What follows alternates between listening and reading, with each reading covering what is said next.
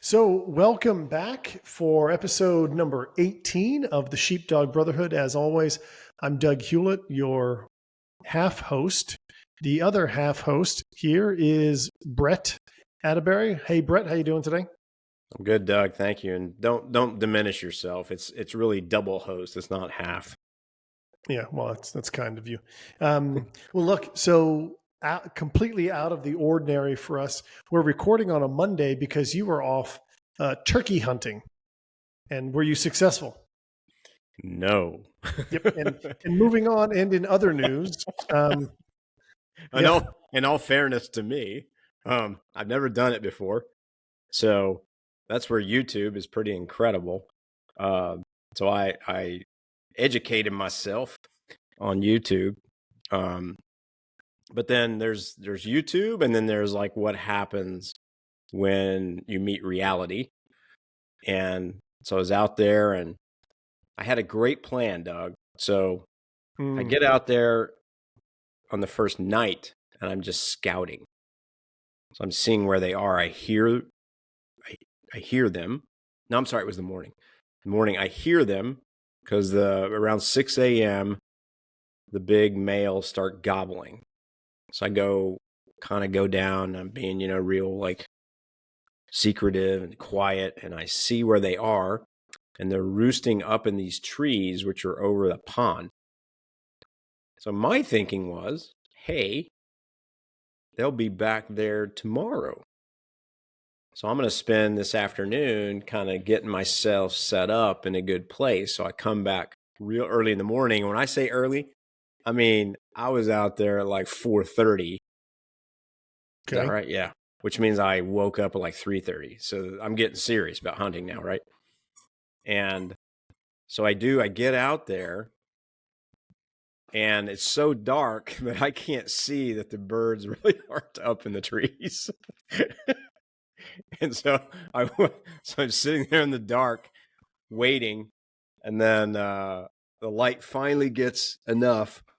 I can see they're not there, and then I hear the big gobbles, and they're all the way like probably half a mile across over somewhere else. And it almost feels like they're watching you. Brett, you're gonna wanna maybe take that chew toy away from your dog. I just did. Okay. He thought maybe that was me. Like, what is he doing? I don't know what is happening over there, but it's a piece of sushi. Sushi. Yeah, you weren't helping. So needless to say, you shot nothing.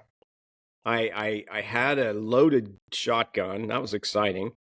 And then I went back and did the same thing the next night. And I just, look, I got the turkey decoy. I know how to call them using the little crystal glass call. Got pretty good at that. And they just didn't come. And then I was going to go back out yesterday, but it rained like crazy. So I was skunked. Now, I did go fishing a little bit, so I caught some fish. So it wasn't a total failure. My first experience duck hunting, a buddy was out. We were still living in Rhode Island at the time, and a buddy took me duck hunting. And the season for duck hunting in Rhode Island, it's like frigid, right? It's like you get up at 2 o'clock in the morning. Yeah, it's 1 degree outside. Yeah, and I'm all bundled up. I do my thing. We get out to the blind, and for me, up until this point, well, I didn't know what to expect. But as far as I'm concerned, duck hunting still to this day is sitting very quietly in a blind, sipping coffee in utter silence with a man next to you. That's it. There's no talking. You watch the sunrise, then you're like, all right, well, it's time to go. Nothing's coming. Guess it's time to leave. So it's just sitting in the dark, drinking coffee with a man is duck hunting. So you can't wait to get back out there and try it again. Oh, you forgot about the freezing your ass off part. That was cold, yeah. But I much prefer deer hunting. Yeah. Yeah. So anyway, not why people have tuned in today to listen to our nothing so far. Yeah. Yeah, our exploits of hunting. As a matter of fact, you have a topic that you'd like to talk about today, and I'm just going to turn it over to you and let you rip it. Let's hear it. All right. So I'm from Oklahoma City. It's my hometown. But I didn't grow up Christian or Catholic or anything, or I might have known about this a little earlier than I did. But there is a martyr, a Catholic martyr. His name is Father Stanley Rother, now called Blessed Father Stanley Rother. And I wanted to talk about him because I guess a couple of years ago, I learned about him. I've learned more about him over the past year. He grew up about 25 miles northwest of where I grew up in Oklahoma City. So pretty close. He was out on the farm in a place called Okarche, Oklahoma. In what year is this? He was martyred in the 70s, I believe. Oh, wow. Okay. And the story is pretty incredible. He grew up on a farm, and you'll appreciate this. He was a hands-on kind of guy. So he knew how to do stuff and fix stuff and make stuff and all that kind of thing. And then he feels a call to the priesthood. So he goes to seminary, and he struggles with foreign languages like Latin and Greek. Struggles so much so that it looks like he just ain't going to make it. And they did a lot to try to help him. I think they finally sent him to some seminary. I'm probably getting this wrong, but it was over in Virginia or Maryland or something like that. And finally, he passes. Yay. So he's now Father Stanley Rother at the time. And he gets sent on mission to Guatemala, a Central American country, and puts his skills to work. So this was a priest that, yes, knew all of his theology and all that stuff, but it was a priest who could do stuff. So he was out there building stuff, teaching him how farming methods, putting in wells, you name it, right? He could do all that kind of stuff and was known for that within the community. And a Holy Spirit kind of thing, I think, because remember, he struggled with languages, yet he learned the local Guatemalan language. I can't remember what it's called. It's not Spanish. It's from the original, native people, nothing like Spanish at all. He learned that language and then actually translated. I think he translated the Bible into that language. How incredible is that? So I think the Holy Spirit showed up and gave him, even though he didn't have the natural talents for it, gave him that kind of capability. So at that time in Guatemala, there was a lot going on, a lot of political chaos. So I don't want to get into the left-right thing and all that. It doesn't matter. But needless to say, there were some powers that be that did not like Catholic priests. And they certainly didn't like him. And it got to the point where his life was in danger, and his flock basically said, "Father, you need to go home. Otherwise, we don't know if you're going to make it through this. They're going to come for you. And if they come for you, well, you know what that means. You're going to be dead." So he listened to them, and he went back. He went back home to Oklahoma. And the way his family would tell the story is he would go out on his porch at night there in Okarche, Oklahoma, and he's just kind of looking off into the distance.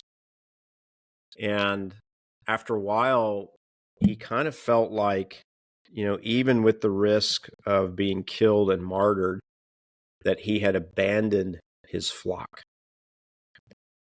And so ultimately, he spoke with, I believe it was the bishop or archbishop of Oklahoma City, who strongly recommended he not return, I believe. But then he decided to return. So he knew completely what this would ultimately likely mean for him. And he returns, and it was just a matter of time before middle of one night, he's in the rectory there, and I believe it was three guys. Three guys came for him and assassinated him right there in the rectory. And I believe they said there was enough evidence that clearly there was a struggle, so he didn't just kind of bend over and let them just shoot him. He fought for his life. But ultimately, I don't think they ever found out who it was. It was this part of this political guerrilla group. So the guy that, though initially kind of followed the recommendation to leave, but ultimately in his heart felt that he had abandoned the sheep, if you will, abandoned the flock. Mm-hmm. And even knowing that it was almost certain that he would face death, that he would die by going back, he still went back to be with his flock. And I thought, as we talk about the Sheepdog Brotherhood, or just Christian men in general, it's like, how far are you willing to go defend that which matters to you, right? Obvious things like, your wife, your children, your family members, maybe even your closest friends, but how far will you go? Are you willing to step into that space of loving somebody so much, believing so much, or defending them that you'd be willing to die for them? I don't know the answer. To me personally, it's easy to say, oh, of course I would. You never really know until, like Father Rother, that you're actually in that situation and you make the choice, right? And he made that choice. And I just thought, what a great example for the Sheepdog brothers to think about him, certainly from that aspect of his courage, but also just a guy that was willing to do hard work. I mean, you go down to Guatemala, and where he was a very kind of economically depressed area, and just he wasn't one of those out there just giving orders, do this, do this, do that. He was the one out there leading the charge, Mm-hmm. getting his hands dirty and doing the work.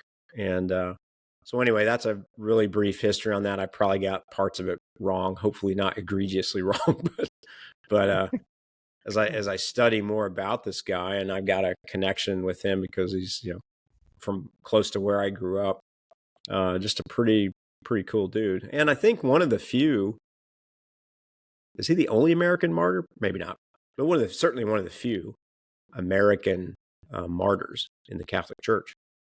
So it's pretty cool. I'd say it's an interesting story. I thank you for sharing that. I think there's a lot of good examples, right? I mean, look, in our life today, here in America in 2024, Mm-hmm.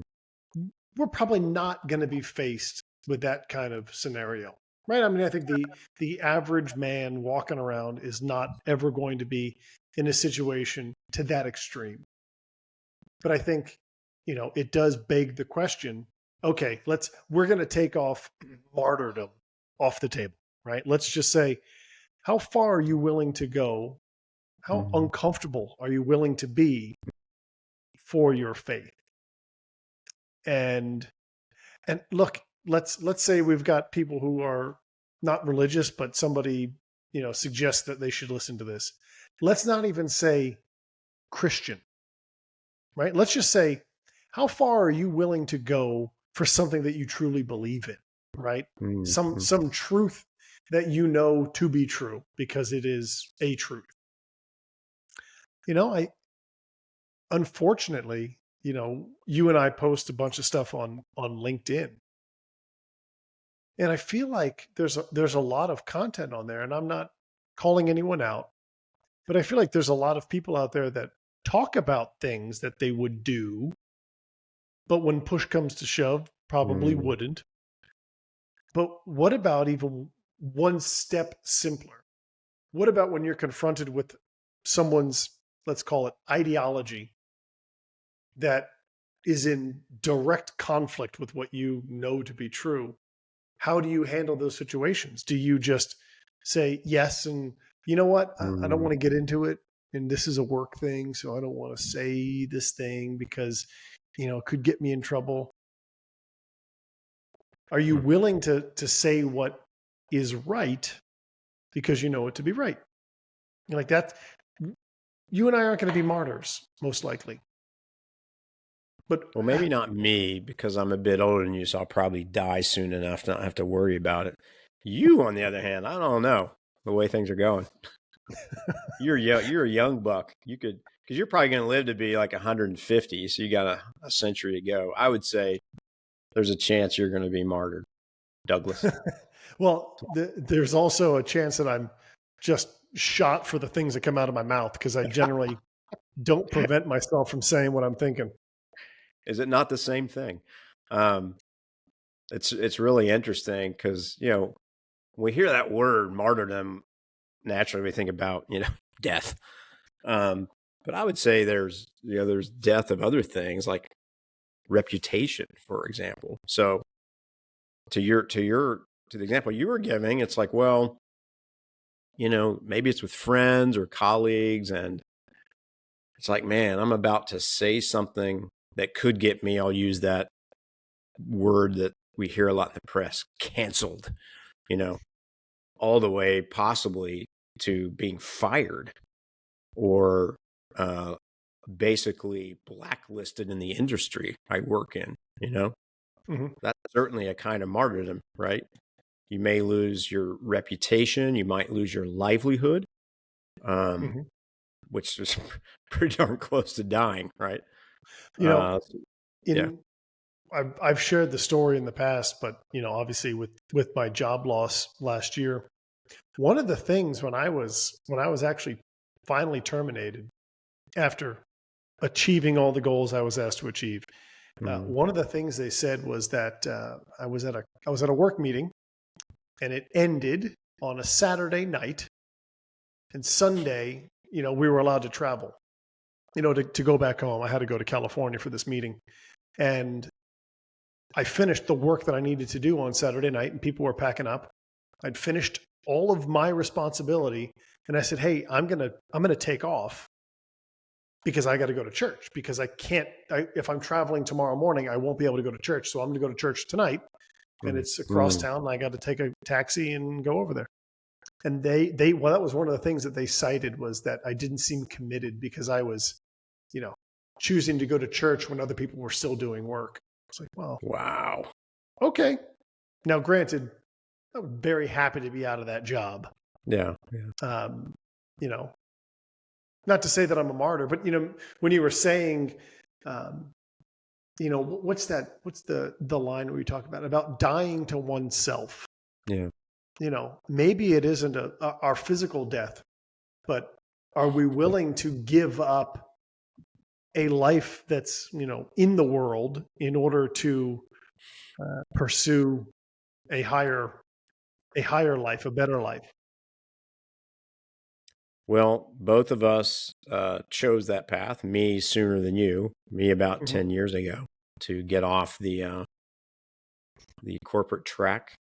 There's depending on what you do, of course, but there's a penalty to pay for that. Certainly financially, at least initially. But you and I were kind of in that. You and me and like millions of other young Mm-hmm. folks at the time, we were taught, trained. I say brainwashed. I don't know, maybe that's a little strong, but we were given kind of like, here's the formula, right? You'll go to school, you'll work hard, you'll study, you'll get good grades, then you'll go to another school, you'll do the same thing, and eventually that's going to land you in a profession where you can excel and make a lot of money. Put it simply. Kind of it becomes kind of the, even if all those things happen exactly, it's like, yeah, that happened. But was that what you and I and millions of others were really called to? Looking back now, it's easy looking, in hindsight, I would say for me personally, no, but I didn't know any better, right? I was kind of doing what I was told was, and what all my other bros were doing, right? Same thing. And, similar kind of thing. Just for me, it was a little more of a personal revelation that happened when I was at a healing retreat, but it was a kind of a moment of clarity of like, crap, this is just, I'm not happy. This is not what I thought it would be, Mm-hmm. you know, and am I going to have the courage to make a different choice and go a different direction, even though there will likely be severe consequences to that choice? Sure. Yeah. Yeah. But I mean, Brett, I think you're an example of martyrdom in that sense, right? You made instead of seeing the fight and saying, I'm going to stay the hell away from that, and I'm going to go over here, and I'm going to keep doing what I was doing. I don't like it, but I'm going to keep doing what I was doing because it pays well, and the family's doing great, and we've got all the things. Yeah. And you recognized that you couldn't, just like Blessed Father Stanley. You couldn't do that. You couldn't know that there was this other thing for you to be doing that you were called to, and you couldn't turn your back on it and go continue on the path that you had been on, even though it was more comfortable. You looked into the eyes of what was coming and knew that I can't stay here and do this. I have to go fight this battle over here, come what may of the, whatever those consequences may be. And that's I like to tease you, but that's an incredibly admirable decision that you made, that you made. You didn't, happen into it. You didn't lose your job and like that was the only option. You made a choice, and your family made that choice with you. And you need to be commended for the example that you've been as a sheepdog to turn and head towards the fight. So thanks for being an example, brother. Well, and now you have joined that club. You're early on in the journey, but you made the jump for sure. Well, look, if I hadn't been terminated, I would probably still be trying to hold on to that ladder, despite the fact that I hated it. And, I felt as though God, pulled the ladder out from under me. And while there was a lot of frustration initially at the people that did it to me,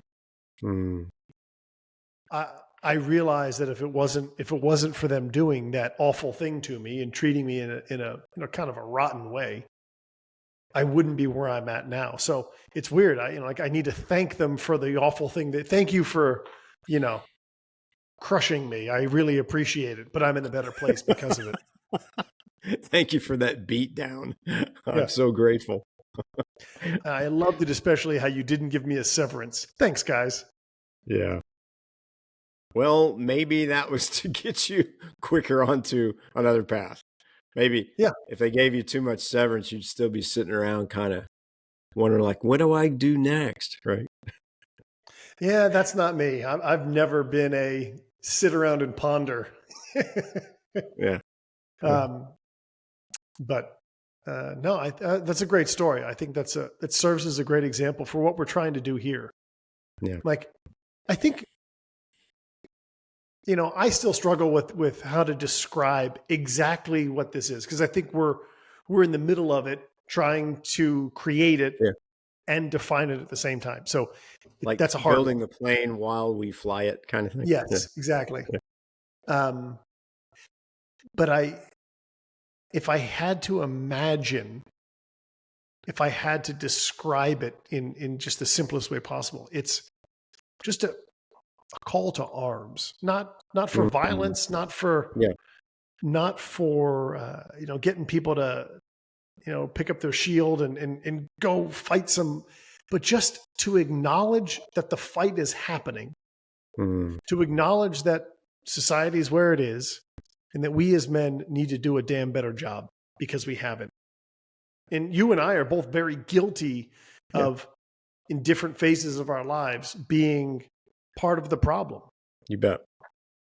And what I want people to know is that we as men have to do more. We have to try harder, and it's part of the, not to make this, focused on a denomination, right? But it's part of my faith that I love is that it isn't easy. There's a lot that's expected of me Mm, to live out my faith. And it's the challenge of that like, okay, I got to do something today. You know, I don't know. yeah. I'm babbling. I found you reminded me of something. I had do you know who Bishop Strickland is? Yeah, He was the former bishop of Tyler, Texas. that's right. Yeah, he was just removed.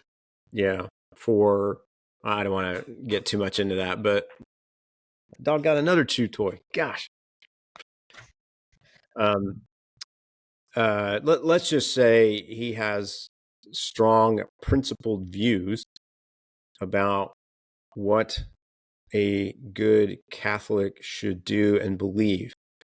And lo and behold, his views are quite simple. They come right out of church tradition and the Bible. Shocking, I know. Yeah. And that's gotten him, obviously got him into a lot of trouble, as he was removed as the bishop of Tyler, but he's still a bishop in the Catholic Church. And so I know him quite well, because he's on the board of Heroic Media. And so I had lunch with him today, and he drove over from Tyler, Texas. Our chairman of the board joined us, and it's pro-life ministry, so we were talking about pro-life stuff.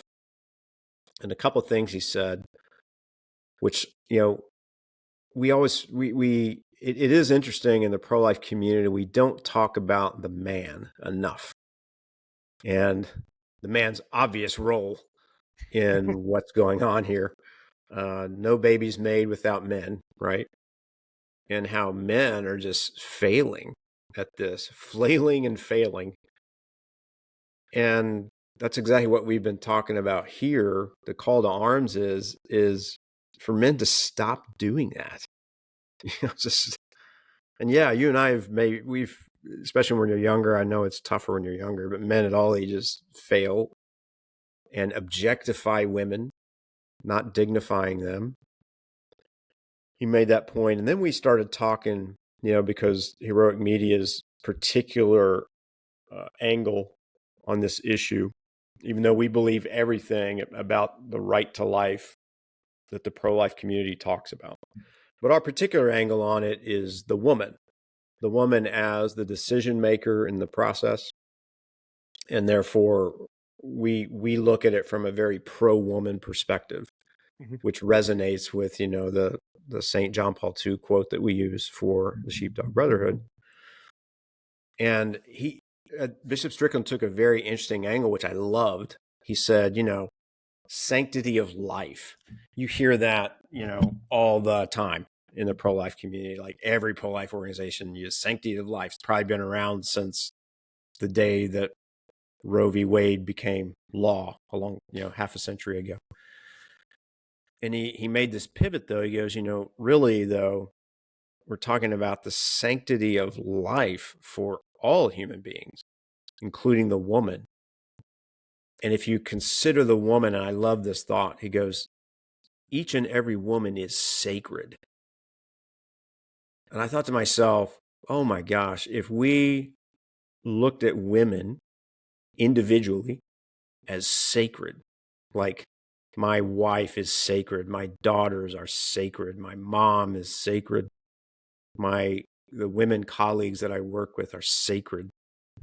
That really, as a man, changes your view, because that word is very powerful. If you're a person of faith, that word is very powerful. Someone is sacred, and we as Christians believe that. We all know. We say, Christ. If I was the only person on earth, Christ would have still died for me to save me and to reconcile me with the Father. But now to bring that into the word is like, you are sacred. I was like, that is so No, you froze. powerful. Uh-oh. Still there, Britt?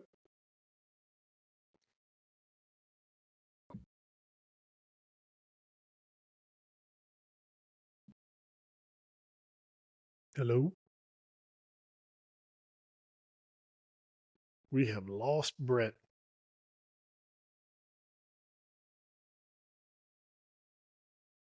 Oh, you there now? Back. There you are. Okay. I don't know when it froze up, but that word of sacred is so powerful.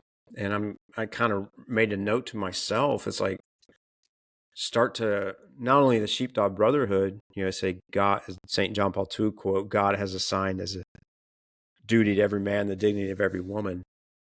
But look at them, that word dignity, which I love, but kind of put that word sacred in there. Each woman in your life, and even women that aren't in your life, women are sacred.